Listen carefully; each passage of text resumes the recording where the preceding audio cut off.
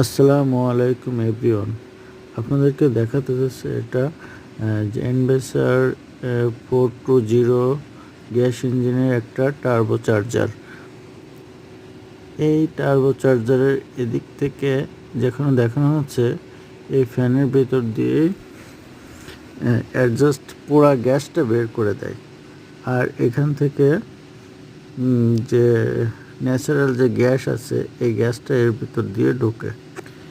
আসসালামু আলাইকুম এভরিওয়ান। আপনাদেরকে দেখাতে যাচ্ছে এটা jenbacher 420 গ্যাস ইঞ্জিনের একটা টার্বো চার্জার। এই টার্বো চার্জারের এদিক থেকে যেখানে দেখানো হচ্ছে এই ফ্যানের ভেতর দিয়ে